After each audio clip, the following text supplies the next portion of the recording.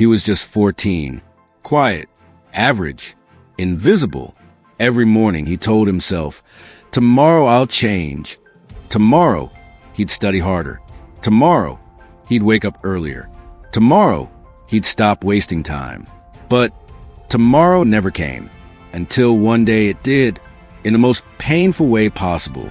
He overslept. Again, missed the bus. Again, arrived late to school, just in time to see his classmates' names posted on the board. It was the scholarship list. His best friend made it. He didn't. That was the moment he realized something. Life doesn't wait for your motivation, because while he was waiting to feel ready, his habits were quietly building his future. A future he never wanted. But then, something unexpected happened. He discovered a truth that would change not just his grades, but his entire life. At first, he thought success was about big decisions, big talent, big breaks, big luck. But it wasn't. It was the small things he did every day, the habits no one saw, the way he scrolled for just 5 more minutes, the way he said, I'll start after lunch, the way he avoided discomfort, because comfort felt safe. Every small action, repeated over and over, was shaping him into someone weaker, slower, lazier. But then he noticed something strange. The top students in his class weren't smarter. They didn't have more time. They simply had better habits. One of them told him, we don't rise to the level of our goals. We fall to the level of our habits. That line hit him like a punch to the chest. He realized his future wasn't being written in the big moments. It was being written in the boring ones. The moments when no one was watching, when he could choose progress or postpone it. And so one day, he made a decision that scared him. He decided to stop waiting for motivation and start building habits. But he didn't know how hard it would be. The first morning, he tried waking up early. He failed. The second day, he hit snooze. The third, he didn't even set the alarm. He felt stupid, weak, hopeless. He told himself, maybe I'm just not disciplined enough. But then, something inside whispered, what if this is part of the process? So he tried again. He didn't aim for perfection this time. He aimed for progress. 5 minutes earlier, then 10, then 30. Each morning, his body still screamed for comfort, but his mind started whispering louder. I'm in control. And one day it clicked. He realized habits aren't built by willpower. They're built by repetition, by showing up even when it's boring, by doing small things so often that they become part of who you are. That's how he started to change. He made his bed every morning. He studied for just 10 minutes longer than before. He exercised for 5 minutes even when he didn't want to. And slowly, his brain began to rewire. His identity began to shift. He was no longer the boy who waited for change. He was becoming the boy who created it. Most people think habits are about discipline, but science says something different. Habits are like grooves in your brain. The more you walk the same path, the deeper it gets. The deeper it gets, the easier it becomes. Every time you repeat an action, your brain releases tiny hits of dopamine, the same chemical that fuels pleasure, motivation, and addiction. So every scroll, every snack, every I'll do it later is teaching your brain what to crave. But here's the secret. You can reprogram that craving. He started small. When he studied for 10 minutes, he gave himself a small reward, a piece of chocolate, a short walk, a breath of pride. His brain started associating effort with reward. Soon, he didn't need the reward anymore. The act of progress became the reward. That's when things changed fast. He didn't need motivation to study. He didn't need reminders to wake up early. His habits carried him automatically. And one morning, he looked in the mirror and realized he wasn't the same person anymore. But just when everything seemed to fall into place, life threw him a test he never saw coming. It was exam season. He had built discipline, focus, confidence. He thought he was ready. But then his mother fell sick. Hospital visits, sleepless nights, fear. Suddenly, his routine shattered. His grades slipped. His motivation disappeared. He found himself slipping back into old habits. scrolling, escaping, procrastinating. One night, he broke down. He stared at his unfinished notes and whispered, "What's the point? It's all falling apart again." And then he remembered something. Your habits are your foundation. They hold you when life shakes you. So he did something small. He picked up his pen, and he studied for just 5 minutes. 5 minutes became 10. 10 became an hour. It wasn't perfect. It wasn't pretty, but it was progress. Because the truth is, consistency isn't about never falling. It's about never staying down. And that night, he realized something powerful. Habits aren't about control. They're about freedom. Freedom from excuses. Freedom from fear. Freedom from the old version of you that keeps whispering, "You can't." But as he rose again, stronger than before, he didn't realize the hardest test of all was still ahead. Years later, he became someone new, disciplined, focused, calm. His friends called him lucky. They didn't see the nights he fought to stay awake, the mornings he fought to rise, the pain he turned into pattern. But success wasn't a reward. It was a side effect, because the real prize wasn't what he achieved. It was who he became. The truth is, your habits decide your future long before your dreams do. They are the silent architects of destiny, the invisible hands shaping your tomorrow. You don't need a perfect plan. You just need one small action, repeated until it becomes you. Every habit you build is a seed, and one day, those seeds will bloom, for better or for worse. The question is, what are you planting today? Because the future isn't waiting for you to feel ready.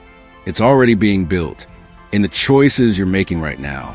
Every morning when you wake up, there's a war between comfort and growth, between "I'll do it later" and "I'll do it now."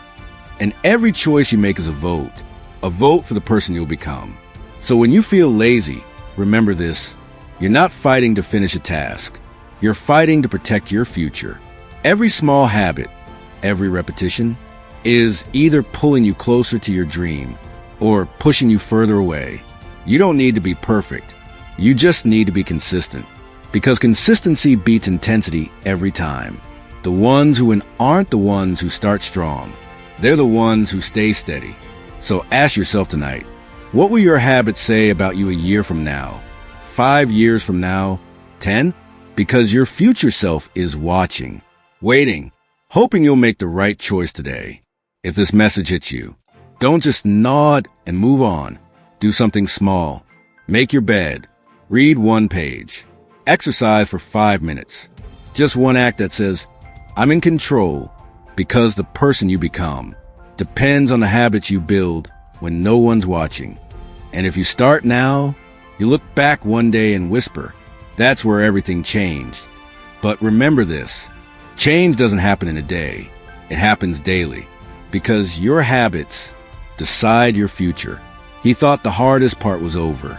He had built discipline, woke up early, stayed consistent. But he was wrong, because what destroys most people isn't failure.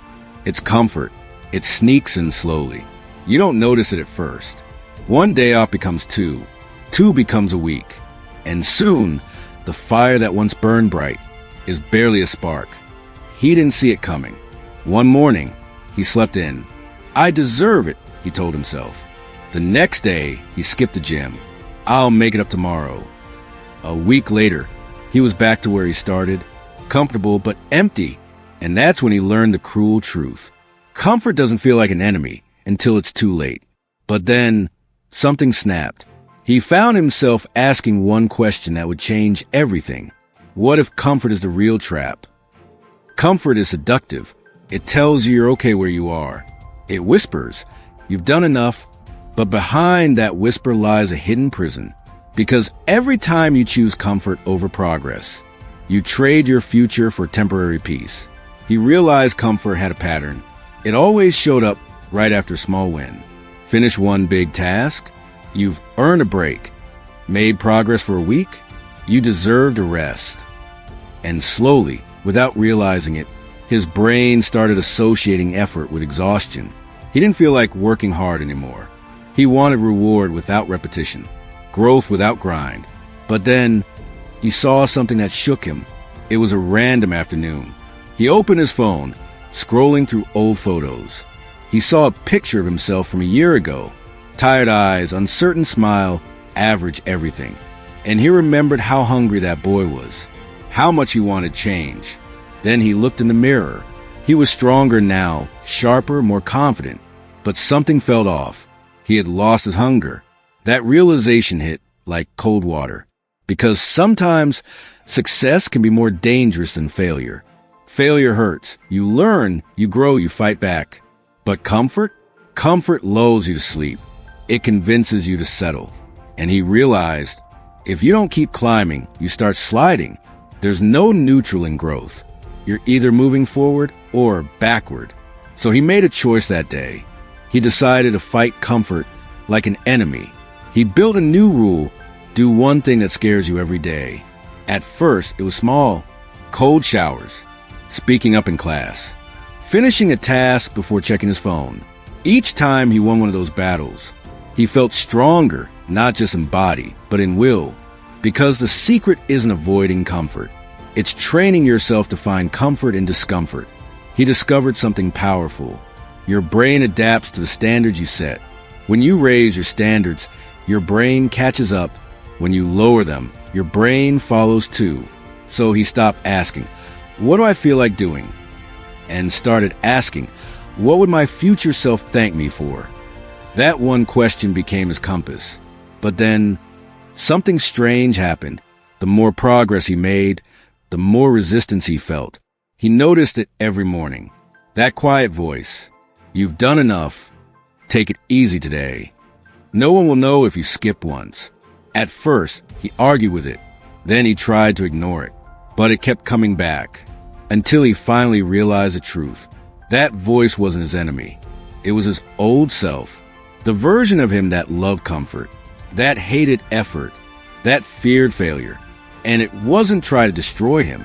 It was trying to protect him from change, because the brain doesn't crave progress. It craves predictability, even if that predictability keeps you stuck. So he did something radical. He stopped running from the voice. He started listening to it, not to obey it, but to understand it. Every time the voice said, "You can rest," he replied, "5 more minutes." Every time it said, "You can't," he whispered, "Watch me." And slowly, that inner war began to change. He didn't silence the voice. He trained it. It stopped being the voice of weakness. It became the voice of warning, a signal that he was stepping into growth. Months passed. His progress was visible now. People started noticing. They called him driven, focused, disciplined.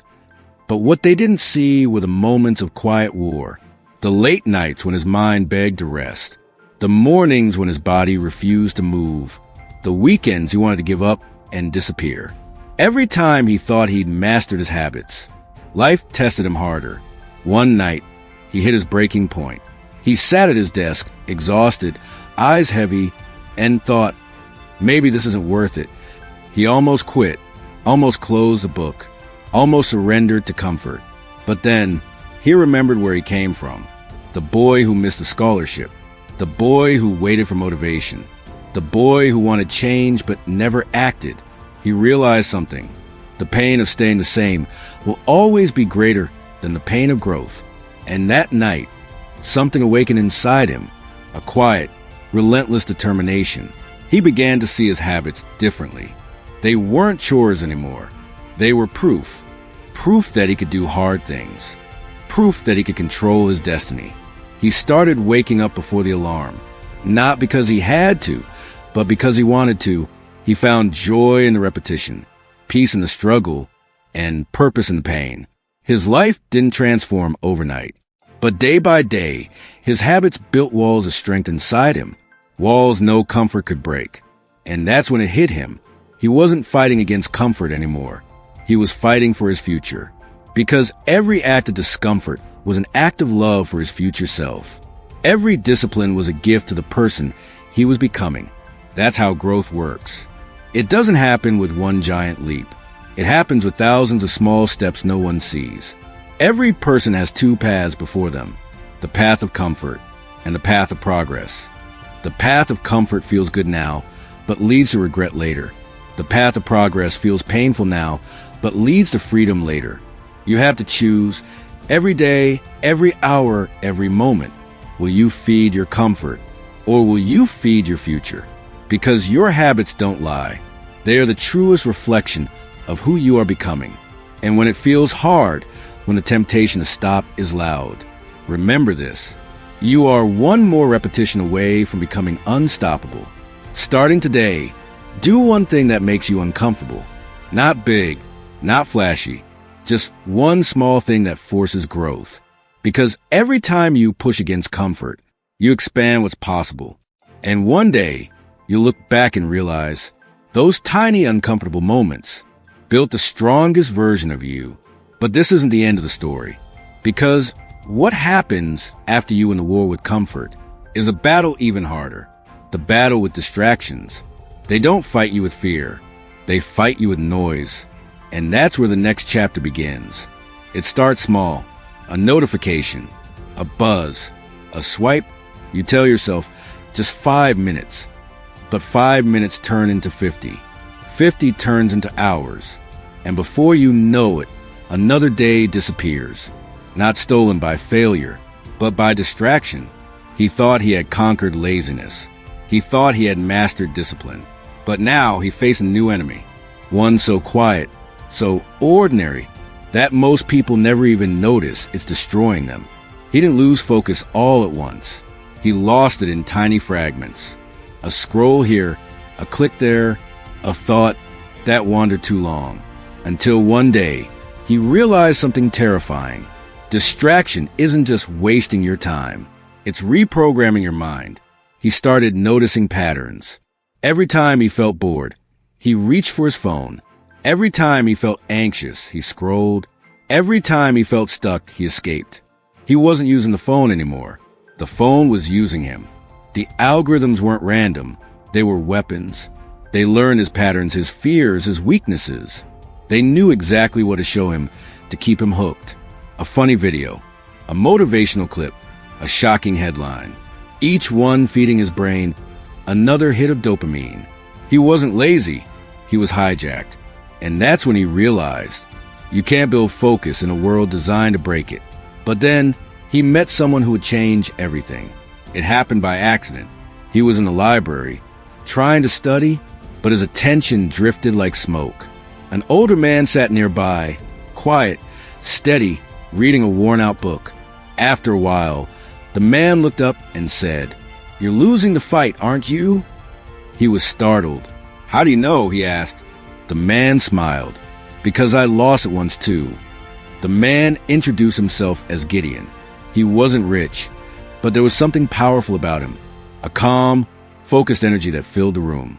He said, "Most people think distraction is harmless. But every time you give in, you train your brain to chase noise instead of meaning.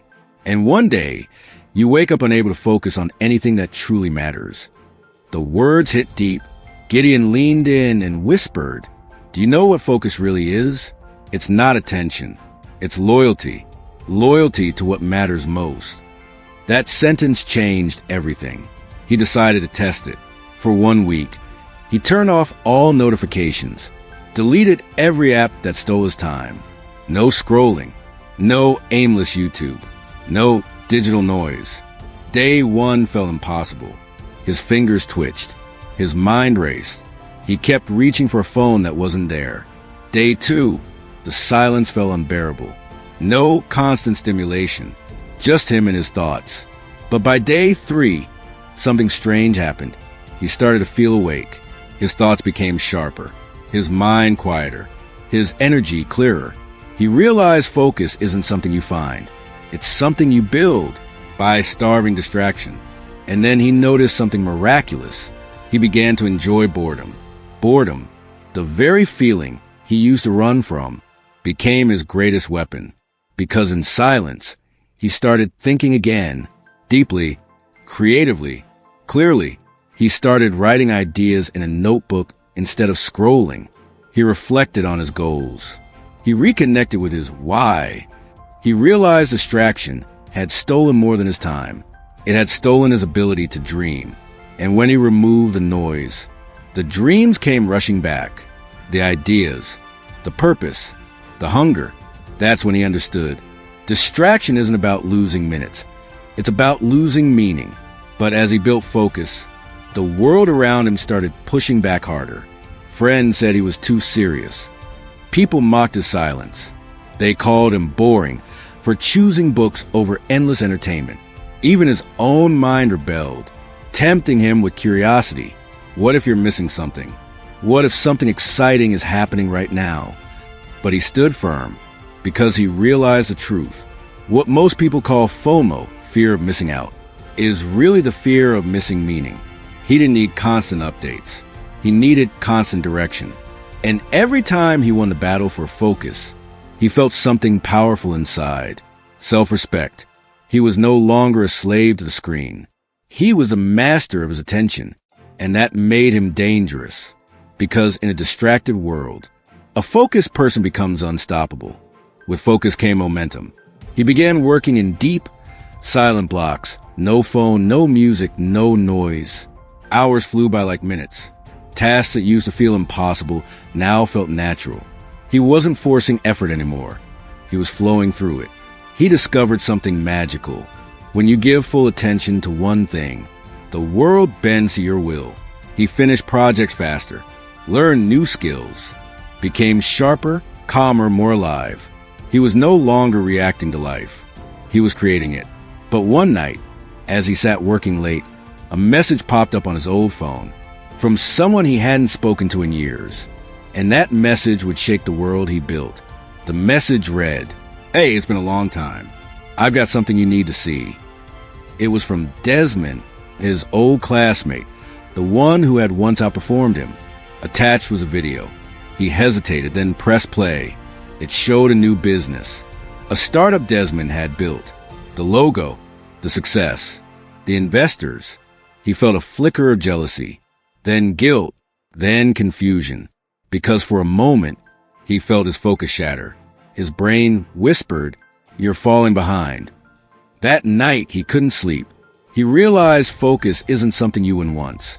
It's something you defend every single day. And now, he was about to learn what it really means to protect it. Focus isn't a skill. It's a shield that guards your time, your energy, your purpose. The world will always tempt you to look away, to compare, to chase what others have, to believe that busyness is progress. But focus reminds you, what truly matters can be found in the noise. It's found in the quiet moments of effort, when you give your whole heart to one thing. So, if you want to change your life, learn to say no, not because you're arrogant, but because you're loyal to your purpose. Because every no to distraction is a yes to your destiny. For the next 7 days, cut one major distraction from your life. No social media before noon. No scrolling after 9 p.m. No phone when you work. Use that time to create, to think, to grow. Because clarity isn't found in chaos. It's built in silence. And once you taste true focus, you'll never crave distraction again. But his story wasn't over yet. Because after mastering focus and discipline, he was about to face the most dangerous test of all, success itself. It wouldn't destroy him with failure or distraction. It would test him with pride. He had done it. The boy who once waited for motivation had become the man of discipline, focus, and purpose. He was winning now, top of his class, respected by mentors, admired by friends. Every morning, he woke up before sunrise, his schedule polished, his habits solid, his dreams no longer distant. They were becoming real. But then, something began to change. Not in his routine, but in his heart. He stopped learning. He stopped listening. He stopped being hungry, without even realizing it. Discipline had turned into ego. Focus had turned into pride. And pride, quietly and patiently, was preparing to break him. Because the higher you climb, the easier it is to forget what made you rise in the first place. It began with small moments. He corrected others harshly, dismissed advice, ignored feedback, When people praised him, he nodded proudly, not in gratitude, but in entitlement. He thought he had mastered life. He thought his habits made him invincible. But the truth is, habits build success, and success tests habits. Because once you win, you don't face the struggle of failure anymore. You face something far more dangerous. Comfort dresses confidence. And for a while, he didn't notice the difference. Until one morning, his mentor Gideon called him. "Come see me," Gideon said. There was a tone in his voice, quiet but sharp. When he arrived, Gideon handed him a notebook. On the first page was written, "The higher you rise, the humbler you must become." He looked confused. "I don't understand," he said. "I've worked hard. I've earned this." Gideon smiled softly. "That's the problem. You think growth is something you earn once. But growth is a direction, not a destination." He paused and asked, "When was the last time you failed?" He couldn't answer. Gideon continued, "Failure keeps you humble. Discomfort keeps you sharp. If you remove both, pride will rot your progress from within." Those words struck him harder than any lesson before, because deep down he knew he had stopped growing. He was protecting his image instead of building his soul. And that night he couldn't sleep. Weeks passed. He tried to ignore Gideon's words, but the world had its own way of teaching humility. During an important presentation, his biggest yet, he made a mistake, a simple miscalculation. But instead of admitting it, he doubled down. He spoke faster, louder, pretending confidence, masking fear. And in the silence that followed, he saw in their faces he had lost their trust. The deal collapsed. The opportunity vanished. And just like that, his pride shattered. He went home, sat in silence, and for the first time in years, he cried, not because of the loss, but because he realized how blind he had become. He remembered Gideon's voice. "The higher you rise, the humbler you must become." He whispered to himself, "I forgot what got me here." The next morning, he did something he hadn't done in years. He went back to the basics. He woke up early, not to impress, but to reflect. He picked up a notebook and wrote, "What did I do wrong? What can I learn?" For the first time, he wasn't chasing perfection. He was chasing understanding. He started helping others again, mentoring younger students, sharing lessons, listening more. And with each act of humility, his heart grew lighter. He realized something profound. The goal isn't to be the best. It's to keep becoming better. He rebuilt his focus, but this time with gratitude instead of pride, with curiosity instead of control, because he finally understood growth without humility is just ego in disguise. One evening, he returned to the same library where he first met Gideon. He found a younger student sitting there, frustrated, anxious, overwhelmed. The boy looked up and said, "I don't know where to start. I'm not motivated." He smiled, the same way Gideon once smiled at him, and said, "Then stop waiting to feel ready. Start building habits." The boy nodded slowly, and he saw in those eyes the same hunger he once had. It was then he realized life had come full circle. He wasn't the lost one anymore. He was now the guide, and that's the beauty of growth. You start by learning from others. Then one day, others learn from you, but only if you stay humble enough to keep learning. He looked back on his journey, the missed scholarship, the battles with comfort, the war against distraction, the sting of pride. Every struggle had taught him something deeper. That success isn't about what you have. It's about who you become. That habits aren't cages. They're wings. That growth isn't linear. It's layered. And that every time you think you've made it, life will test if you still deserve it. He whispered to himself, "I'm not there yet. I never will be, but I'm better than I was yesterday."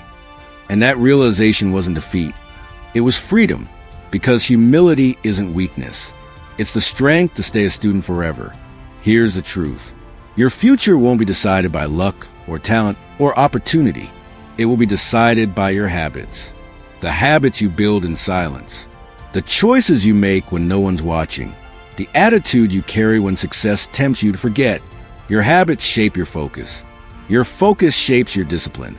Your discipline shapes your destiny. But your humility, that's what keeps it all alive. Because the moment you stop learning, you start declining. And the moment you stop growing, you start falling. So no matter how far you rise, stay grateful, stay grounded, stay humble. Because the same habits that built you are the same ones that will sustain you. Tonight, write down one sentence. I am still becoming. And let it remind you, you're not done. You're not perfect. You're progress. Keep building your habits. Keep fighting your comfort. Keep guarding your focus. And above all, keep your heart humble. Because success isn't a finish line. It's a rhythm, a dance between effort and grace, between hunger and humility. And if you keep moving forward, one small step at a time, you'll build not just a future you're proud of, but a self that never stops growing.